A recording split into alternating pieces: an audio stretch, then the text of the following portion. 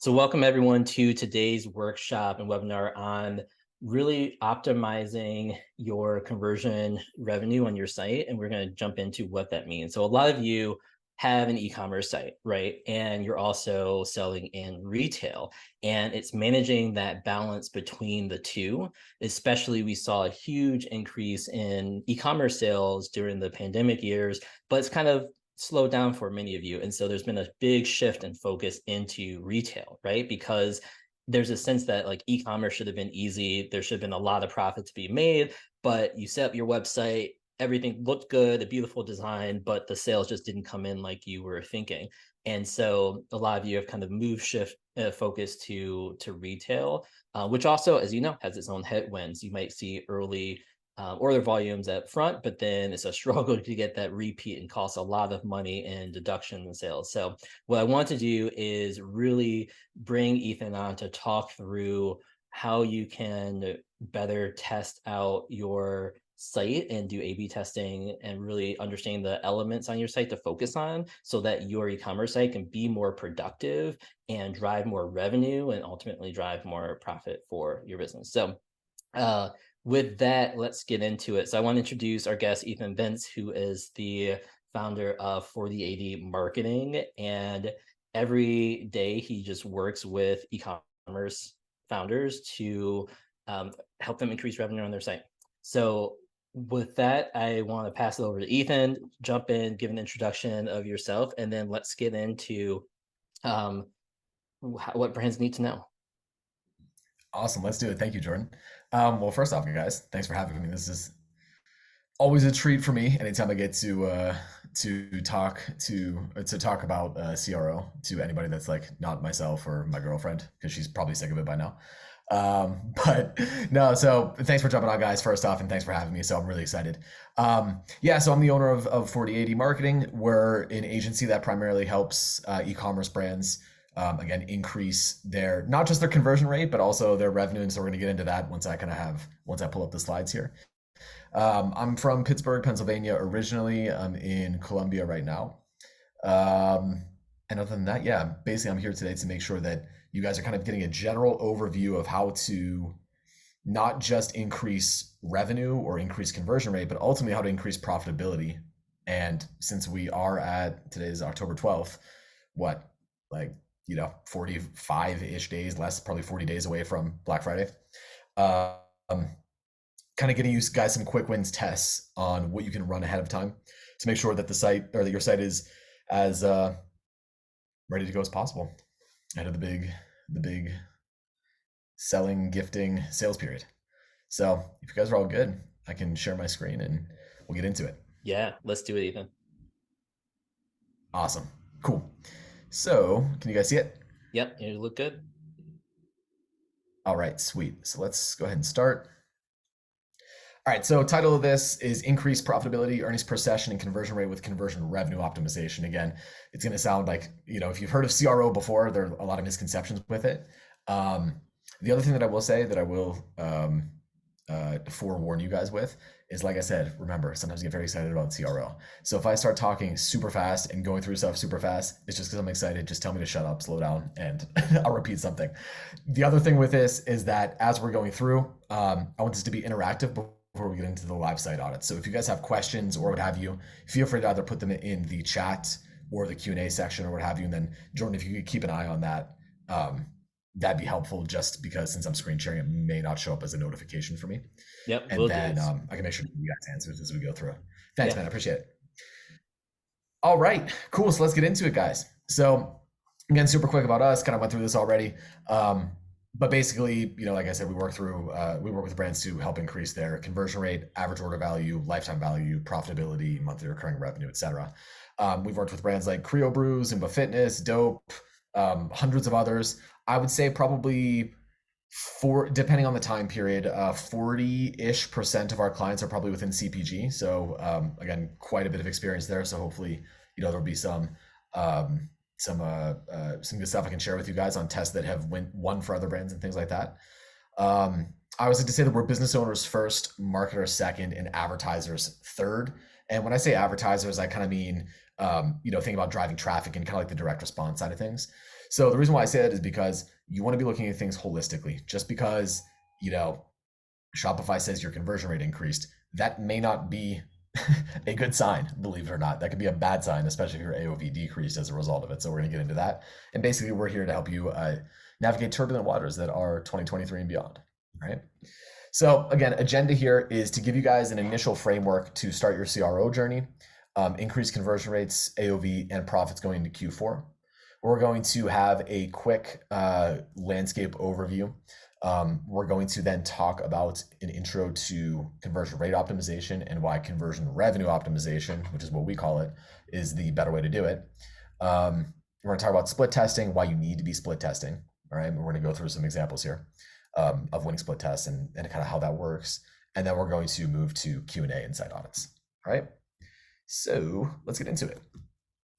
What's going on right now, right? Rising ad costs, increased competition, higher buyer sophistication. Every brand needs to work harder for their conversions. We had a massive spike in 2020 in terms of overall people buying more stuff, right? So that happened in 2020. And then not that it is like completely flatlined. However, it's not growing like it once did. So a lot of brands entered the space. Not as many consumers have entered the space. And now competition is higher. It is what it is. Most brands have shifted to focusing on profitability. All right. Next, we have, again, one of the highest ROI and lowest time commitment ways that you can do this is to make your traffic more efficient. There was a time period pretty much between like 2016 and 2021-ish where everybody was only concerned about how do we drive more traffic to our site. And that was it. And that's cool, but things have changed. So now it's more like, okay, well, wait a minute. How can we have the traffic that we have on our site become more efficient? How can we convert more of that traffic into customers? All right. And finally, again, let's convert more traffic. Like a lot of you guys probably already have quite a bit of traffic coming to the site. And if you haven't been actively split testing recently or ever, there is a lot of hidden incremental revenue within those visitors that you're already paying for in one way or the other, whether it's organic content or whether it's paid ads content, right? So let's go ahead. Why does this matter? I have a question for you guys. All right. What effects happen if your business increases their conversion rate by 15%? Just tell me some stuff that happens. Basically like math numbers, like what happens? Conversion rate goes up by 15%. What are some effects of that? Feel free to just type it into chat. I'm gonna take a sip of water while you guys do. No, just start it out too, right? So your conversion rate goes up, your sales go up. Yep. You get more customers. I mean, you get more people, additional people to sell to. Massive one. So basically, if we get 15% more, we have a 15% higher conversion rate, that means we have 15% more customers, right? We also have 15% more profit. We have 15% more people to eventually sell other things to. So this is where it starts to compound, all right? The corollary of this is what happens if we increase the average order value by 20%. Similar, not exact, but profits go up by 20% immediately, right? And again, these are holding these two variables equal. We're going to talk about why that's not always the case, but for right now, again, this is just to be thinking. If you have a business that has some type of monthly recurring revenue, subscription, etc., increasing your conversion rate is the most valuable thing that you could do because you're getting more customers to then sell into that subscription, right? This is why software companies, for example, focus so heavily on customer acquisition, right? That's why. And so for, in the CPG space, a lot of the business comes from returning customers. And especially if we have an offer or products or what have you for a subscription, 15% higher conversion rate means 15% more people we can get onto a subscription. And that is what VCs and PE firms love, especially in acquisition. All right. Now, again, what happens if we increase both of these by 20%? We don't just get 40% increase, we get a 1.44, so we get a 44% increase because there's a compounding effect. The e-commerce equation pretty much is traffic, so number of sessions, times average order value, times conversion rate. CR, and there you go. Another perfect example. We can pay our employees more, we can put more money into advertising. Exactly. So the consequences of these are not just immediate. So yes, we get more customers. We might be able to invest more into product development because we have higher profit margin. We might be able to spend more on advertising, which allows us to grow. You know what I mean? We might be able to, again, pay team members more. We might be able to expand into a different market.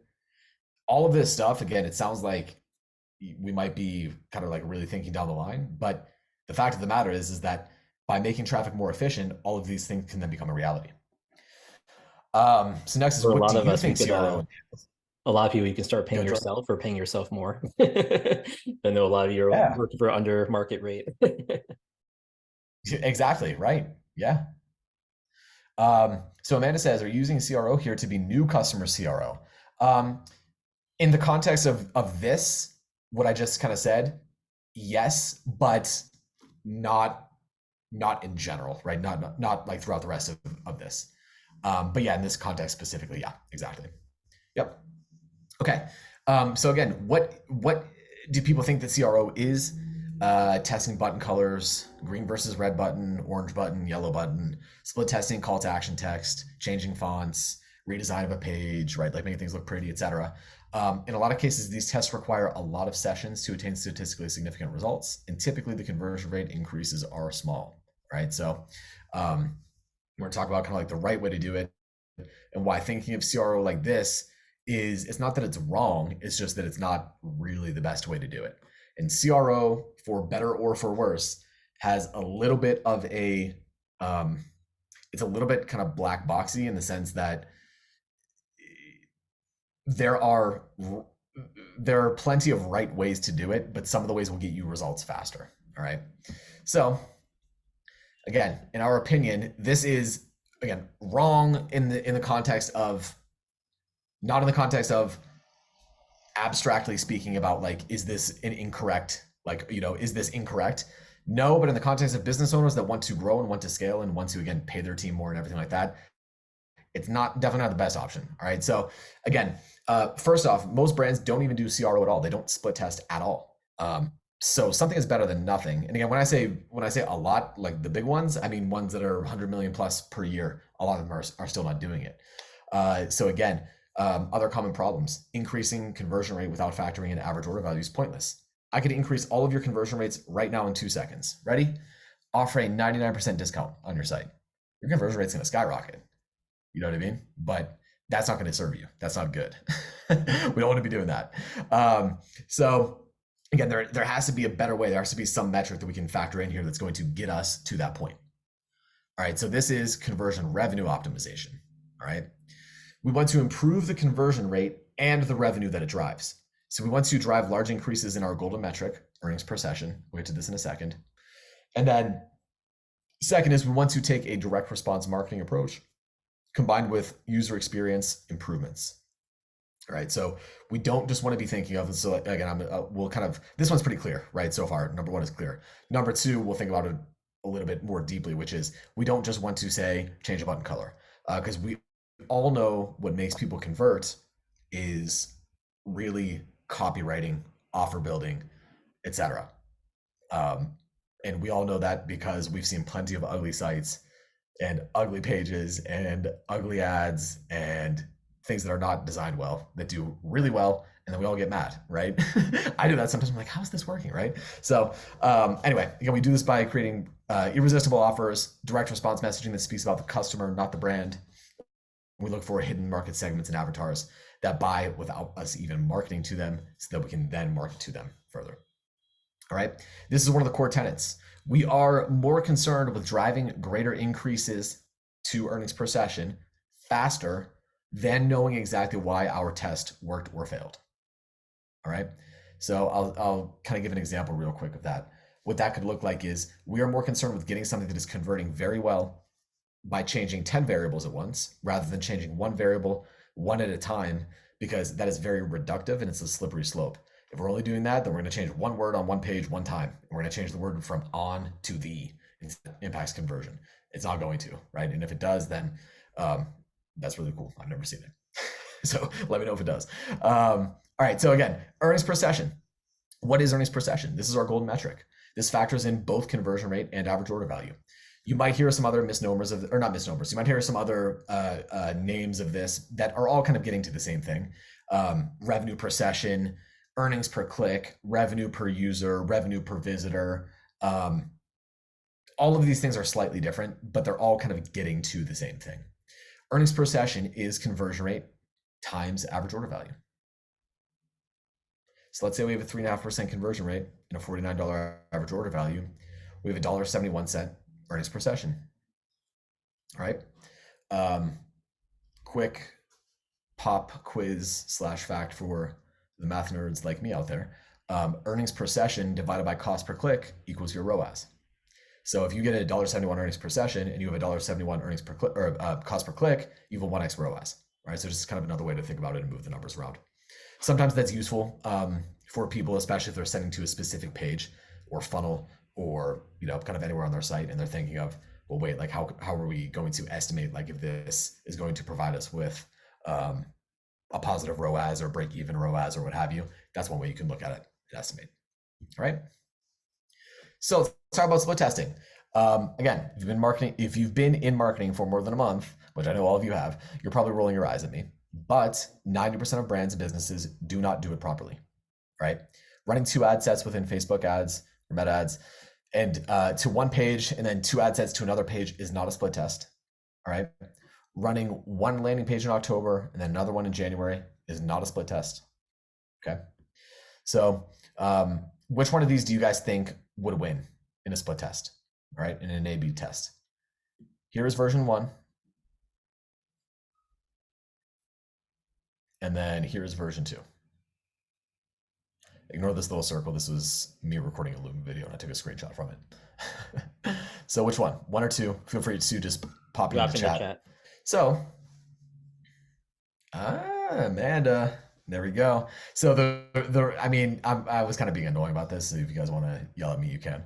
But I actually didn't give you enough information. And here's why.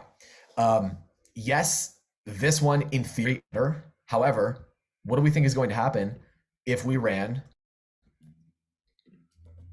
this during December into, let's say, North America, right? It's probably not going to work as well. This one might work better, right? So, okay. So again, this is why split testing is important. We need to control for various factors. All right. Again, did we run it during Black Friday? Was there a big sale? Did we just get terrible traffic one week? Again, sometimes what will happen is, I'm sure you guys have seen this, at certain points, you guys will get a lot of bot traffic to a site during 1 week. Ethan, one thing I want to add too is like that test that you share can be kind of silly because people are like, oh yeah, of course. But I've seen a lot of sites and companies create a summer ad or a summer hero image, but then not change it through the fall and maybe forget until Black Friday. Oh, yeah. And so they actually are leaving that up in the season that it's not relevant. Correct, exactly. Now, sort of like a quick aside, but seasonal relevance is actually one of the best tests that you can run. And we can, we'll talk about that in a little bit, but just so you guys know, that's a really good test to run. But yeah, so in general, we kind of, again, we need a better way to actually split test this and figure out, well, wait, which version is better? Because if we ran this one during Black Friday, Cyber Monday, and we ran this one in March in North America, this one's going to win. We're going to say that this one has a higher conversion rate, but it's not really realistic because we had Black Friday week, right? That is by far the highest intent traffic that we're ever going to get. And this was a mismatch. So even though that technically speaking, this one might be better, right? It has a better headline. It shows the experience, etc., better. At the same time, we still are not going to get a clear answer. That's why we need to split test it during timing or during specific times. All right, so let's talk about controlling variables as much as we can. We need to control for variables like traffic quality, seasonality, time of week even. I'm sure that a lot of you guys have slow days and higher sales days, right? So for some people, Saturdays are really, really good. For others, the weekends are not great. And that's, not going to happen every weekend, but in general, right? We need to control for that. So again, the best way to split test is software. Again, ignore this. This was as of last month. Google Optimize is free. Google Optimize is sunset. All right, so you're going to want to use something like convert.com, VWO, Chameleon's an option as well. Optimizely, some of these are more enterprise than others. Honestly, like I'll just tell you guys straight up, we use convert.com for split testing internally for us and for our clients. But plenty of clients have used VWO before, plenty of clients have used, Optimizely before, or Chameleon, or what have you. And they like it just fine. All these things, all these tools do virtually the same things. There's, especially for somebody who has never split tested before, there's like 90% of value that could be created from any tool that you use. All right. So again, not really, I don't necessarily want to plug any particular software. But just so you know, again, split testing infrastructure, you're gonna ignore the Google Optimize here, but you want to test multiple times per month. All right. 2, if you're going to do everything yourself, we typically are doing at least 4 per month. All right. You're going to need to use a developer, designer, and copywriter. And let me rephrase, these do not all have to be separate people. You might be 2 of these, probably not all 3. If you're all 3, kudos to you. You know what I mean? I'm definitely not all 3. At best, I'm this one. And then designer, I can barely write my name legibly. And developer, I took a couple Python classes in college and that was about it. So not me. But developers are really, really critical because you can do a lot of cool tests that you otherwise wouldn't be able to do without knowledge of code. Right. So again, other kind of items infrastructure wise, and then we're going to kind of get into a little bit more of a nailed down list of what you should be testing going into, kind of like the meat of Q4. We want to be testing larger changes first and then figure out why it worked out after. Again, let's take a look. Let's just kind of go back to this one here. Could we have just tested this headline versus this headline? Yeah, absolutely. And you could be like, okay, well, this headline worked better. Well, again, that's cool. And now you know that this headline specifically worked better, but it doesn't really necessarily serve you because maybe the image was actually what caused the benefit. I would always rather be making more revenue while I'm figuring it out than to be making 0 extra revenue and know exactly why something didn't work. All right. So let's go ahead. Here's what split testing looks like. Again, this is convert. So, they all look similar. They all look the same. You're going to have a couple different columns and rows here. So you're going to test your original. You're going to send half of traffic here, and you're going to send half of traffic to variant 1. In this case, this was an ABC test. So we sent 33% here, 33% here, 33% here. Okay. This is measuring revenue per visitor as the main metric. So this is just tracking how much revenue came from how many of these visitors, right? And from there, this is just going to tell you which one performed better. That's really it. Conceptually speaking, it's not too complex, but it's very powerful. So let's take a look at this, for example. This original one, the baseline, had $1.20 revenue per visitor. Variant number 2 only improved by 7%. So this one only had a 70% chance to win. All right. That's not we'll talk about significance in a little bit, but that's not really statistically significant. Variation number 1 had a 34% improvement. This has a 99% chance to win. All right. So very, very clear data that variant 1 is better than the original. How much better? About 0.41, right? About 41 cents revenue per visitor. That means for every single visitor that comes to this page, you're making 41 extra cents and not paying any more in traffic. Like, think about that for a second. If you get 10,000 visitors to that page per month, that's an extra $4,100 in sales by doing nothing else. That's it. So this is why split testing is so, kind of so powerful, is because these, relatively minor changes can have that big of an impact every single month. That's the other beauty of split testing actually in CRO, is that it's not like Facebook ads where you find a really, amazing Facebook ad and you have to work hard to make it last, right? Like you have to do a lot of variations, etc. The beautiful thing with changing stuff on your site is, well, we reap those rewards forever, pretty much, right? And losers, we actually can kill very quickly. So there's an asymmetric reward, risk versus reward, which is pretty much what we're looking for anytime in business, right? So that's why it's like the coolest thing. All right. Any questions so far, guys, as we kind of work through this? We're going to get to, again, some more specific examples as we go on, but I know it's kind of annoying and potentially boring to go through all the foundational theoretical material first, but it really does set the stage for how to think about split testing and how to make sure that you're performing tests properly. So any questions so far? And again, feel free to just shoot them into chat or what have you. No questions so far, Ethan, but I think just to clarify, right, like you're advocating for is instead of making small incremental changes and trying to measure every single result, make big, large changes to the most important pages, A/B test them in the way that you're analyzing it with the software, and you're able to get more bang for your buck. That's exactly right. You're going to have clearer results, bigger gains, and you're going to have basically more certain changes. Yeah, you're going to have a bigger impact for sure. That's exactly right. All right. So again, now the next thing is, well, what do we test, right? CRO is a double-edged sword. There are endless options to test. That's exciting. But there are endless options to test. Where do we start, right? We have come up with a framework that is not really very complex to understand. We just call it inside out CRO. It's a way to prioritize your tests via choke point reduction. And basically, this takes the guesswork out of what to test and when. So let's take a look at it. Yeah, to talk about choke points, we need to outline all the steps that a buyer needs to take. We call that a funnel. When I say we, I mean like all marketers, hence the revolutionary stuff. I know, crazy stuff you guys are hearing today, right? It's a funnel. It's amazing. So let's check this out. Here's what a typical funnel will look. We have a click. We have a landing page view. We have menu, announcement banner.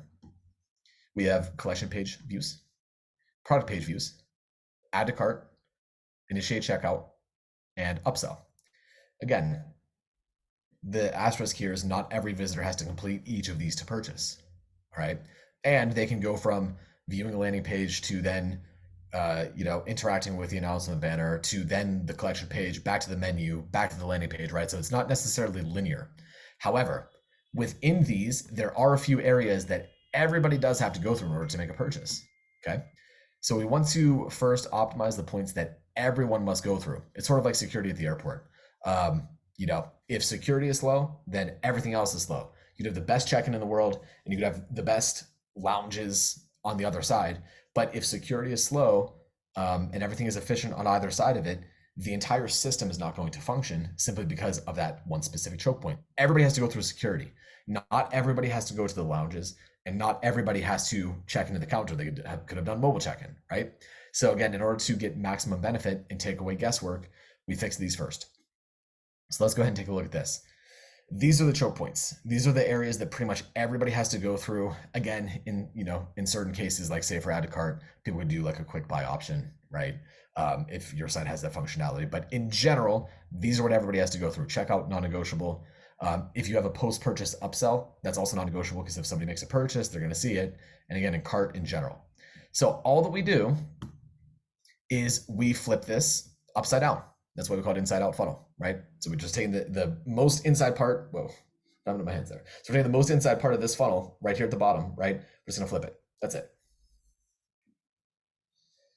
Okay, so here's the order of testing. Here's what you split test. This is all you gotta do. Your upsells, your checkout, there's an asterisk on here with a recent update from Shopify, but we'll talk about that in a second.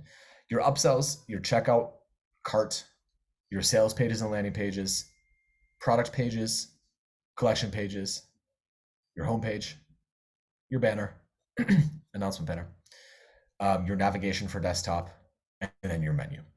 All right, this is it. This is how you're going to attack split testing. All you have to do is methodically go through each one of these right in a row. Again, since every single person has to go through these three, if these are the weakest links, that's a problem. You could pour 1,000 new visitors to your sales page or landing page. But if your checkout is not optimized or your cart is not optimized, that's a problem. All right, because they still have to go through there. Okay. So again, notes, caveat, miscellaneous. This is mainly for performance. However, the added benefit is that it also eliminates guesswork and increases clarity, right? Everything is also in context and is related to each other. So nothing really exists in a vacuum per se. Your ad messaging, your landing page messaging, etc., that's going to affect your checkout. If you have said in your ad and on your landing page that you have free shipping for everything, and then somebody gets to checkout and they see a $9 shipping charge, that's a problem. So even if you make your checkout the best user experience ever, that's still going to be an issue. All right. So again, like, trust you build, for example, affects checkout. Nothing's in a vacuum. We want to focus on the micro while taking the macro into consideration always. And so again, what does that mean? That's, say, for example, again, we want to optimize our checkout, but at the same time, we need to make sure it's like, well, wait a minute, is what we're changing in the checkout congruent with what we're saying in ads and what we're saying on our landing page, what we're saying in emails? That's why it's simple, because it's like, yeah, let's focus on all these. But it's not easy because you have to focus on all of them, right? So again, that's your inside out funnel. That's what we want to start kind of taking a walk through and starting to test. All right. So let's talk about how to split tests and kind of how you create tests. Because again, up to this point, I've just told you optimize checkout. So it's like, well, what does that mean, right? And again, we're gonna go through some examples here, and then we're gonna go through some live audits to, again, get a little bit more clear. But really, like I said, understanding the theory and the fundamentals will get you guys 90% of the way there. All right. So there are two main types of testing: copywriting and direct response.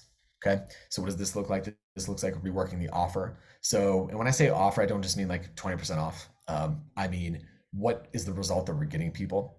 So if you sell, let's say that you just sell water as an example, right? Or actually, no, let's go back to CRO Brew. These guys sell brewed cacao, right?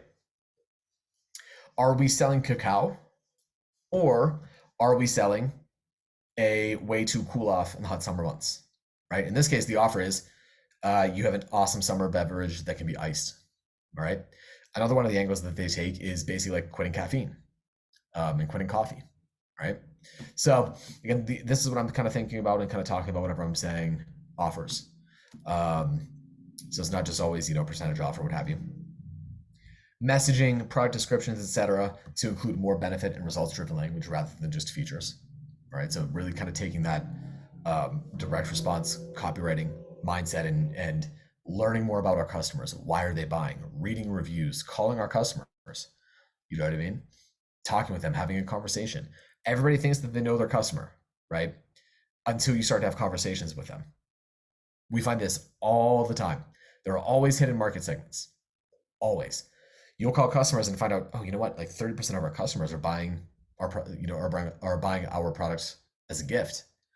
And we're not even telling them about how great of a gift it is or the return policy or whatever, right? You're always going to find something new whenever you talk to customers.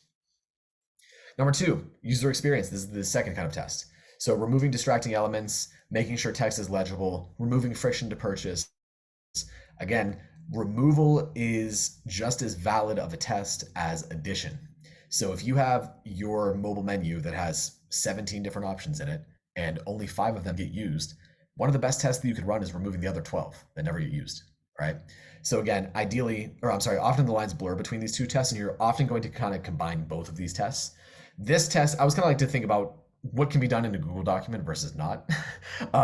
This type of test can be started in a Google Doc, pretty much. This one, not so much. This is kind of coming directly from your site. So it's a little bit more kind of design, user experience based.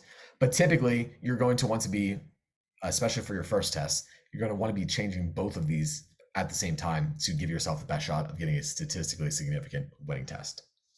All right. So here's an example. Let's take a look at the homepage here. This is a test that we ran. This had a 30% increase in earnings per session. All right. So here was the previous homepage. All right. Can't really tell what it is necessarily. CTA is very small. Text is basically illegible. And obviously this is a little bit smaller because it's shrunk over the screen, but regardless, you still can't read it very well, even if you zoom in. All right. And also do help us plant 100,000 trees. Like, do you guys know what this company is selling? Because I wouldn't if I just saw this. Okay. What did we do for homepage above the fold? And I'll kind of give you guys some general tips here for homepage above the folds that work really well. We want to showcase this headline right here that will state the main outcome that the majority of customers want. So in this case, the USP, the unique selling proposition, was that the hammock is recycled. But more so than that, people really wanted a portable hammock. A lot of this customer base is um, outdoors types. They're hiking, they're camping, etc. All right. We want to have an image that showcases the end results that a customer can expect by using our product, or the experience of using the product. An image speaks 1,000 words. In the case on the left-hand side here, the first thing that I thought was that this guy was in a canoe, right? On like a green river. I don't know. In this case, it's very simple. Here's another little hack for you guys if you want, which is if you want to get ideas for what your hero image should be, take a look at your organic socials. So take a look at your organic Instagram, for example, and see which post has gotten the most likes, slash engagement, slash, comments, etc., the most positive feedback. That's a really good place to start. You can spend months just repeatedly split testing your homepage above the fold. Homepage above the fold actually is a very forgotten, it's like an afterthought for a lot of brands, because it's kind of like, you slapped it together whenever you first started the business, and then in a lot of cases you haven't kind of gone back to it. All right, so you'll find typically most brands we see, it's their second or third most visited page. It's kind of crazy.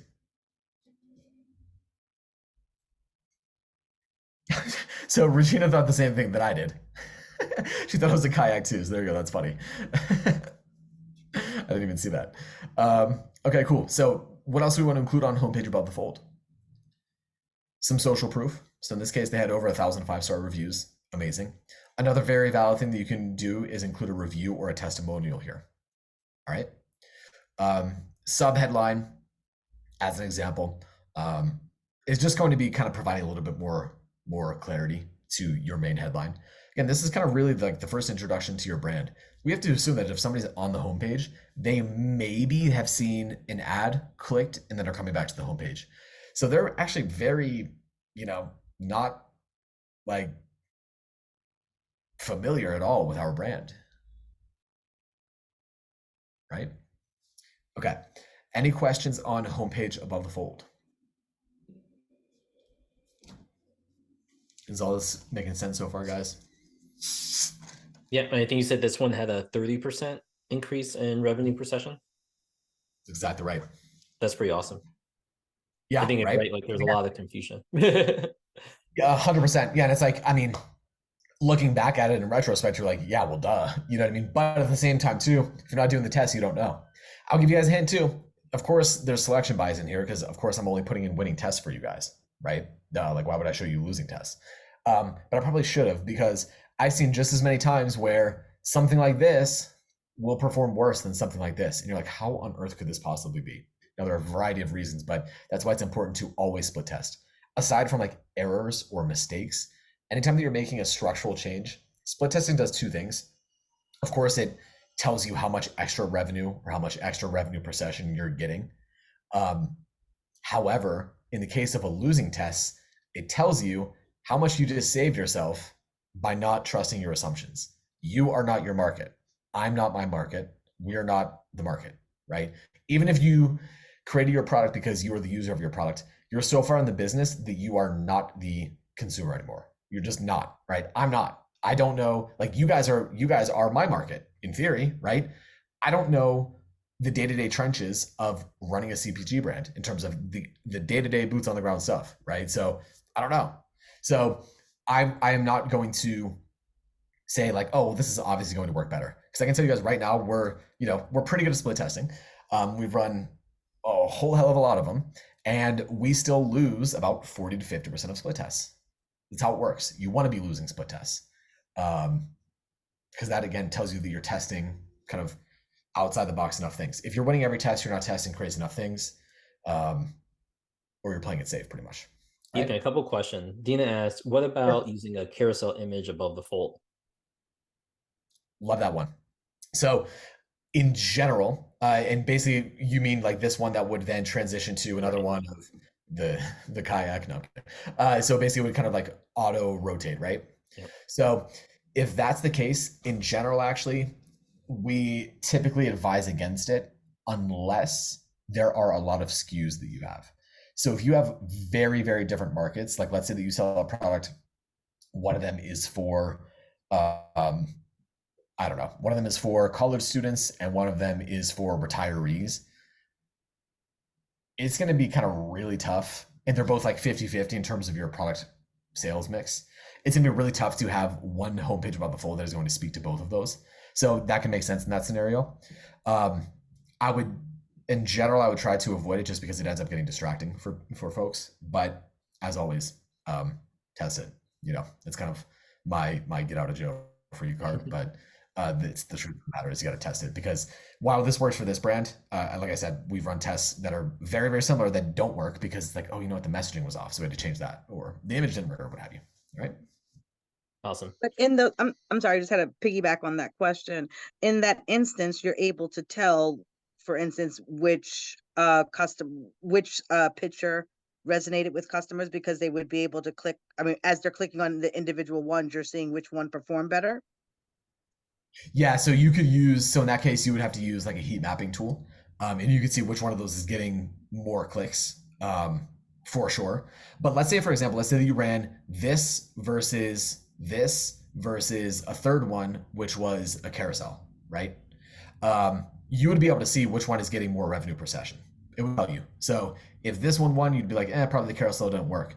If the carousel won, then you would say, okay, the carousel worked. Now let's split test the different images, right? So yeah, that's kind of like the iterative process of split testing. Awesome. Patricia, you had a question just around reviews, should brands as the founder respond to the reviews and say like, thank you, or thanks for your review, or kind of providing like positive commentary on that? Is that what you were asking? Yeah, for sure. So, I mean, if your whatever review platform you're using, or review app or what have you, allows you to do that, it can't really hurt, to be honest with you. You know what I mean? It's not going to hurt, really. You know, if it's on, say if it's on like meta ads and it's within comments or what have you, you know, that could be kind of like case by case, I guess. It kind of depends on your brand voice, but yeah, if you're able to, it's not going to hurt just by thanking people or what have you. Yep. It'll also kind of allow you to inject a little bit of, maybe some like, I don't know, some brand voice, some personality, etc., into that where it may not otherwise be. That wraps up part 1 of our CRO webinar. Next up, Ethan walks through live website audits of e-commerce brands who join us for the call. Click on part 2 to listen in and see what you can learn for your brand.